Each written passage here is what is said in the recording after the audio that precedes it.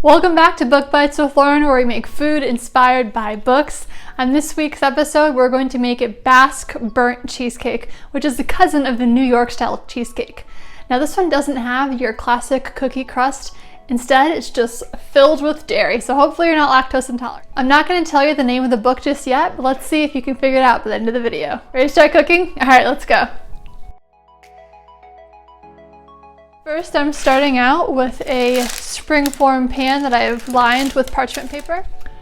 Now I know it's called a burnt cheesecake, but it's not actually going to be burnt.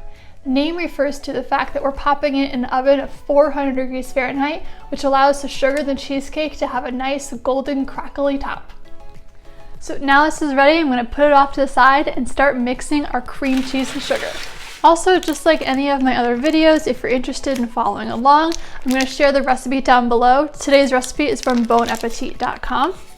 Also, if you're interested in buying any of the kitchen tools I have, like the standing KitchenAid mixer or the springform pan, that'll be linked in the description down below. Alright, so when I was saying there's a lot of dairy, I was not kidding. This calls for 2 pounds of cream cheese and a cup and a half of sugar. So let's get mixing. I'm going to continually scrape down the edges and mix this sugar with the cream cheese until it's fully combined. It should take about a couple minutes. Now we're going to increase the speed and add 6 eggs one by one. Now I'm just taking time to scrape down the edges to make sure it's all fully combined. Then we'll add the heavy cream, vanilla, and salt. I'm going to have this at medium to low speed and start adding in my cream. This looks perfectly combined so far, but I'm going to continue to scrape down the edges of the bowl to make sure everything's included.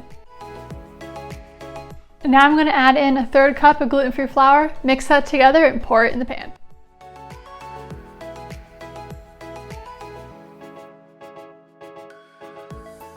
I'm going to continue to scrape down the edges, but the batter looks so silky smooth, I'm very excited to pour it into the pan.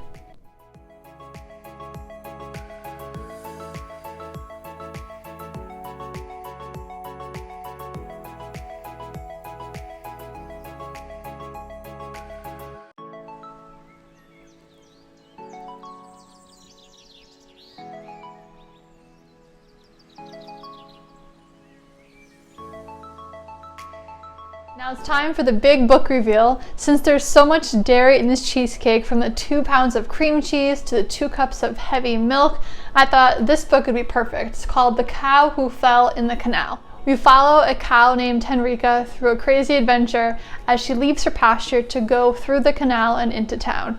This cheesecake is super easy to make, like you just saw. What I did was make it yesterday and chilled it overnight to bring to the in-laws house today. Try the recipe for yourself and hope you enjoy. Thanks, and I'll see you next week.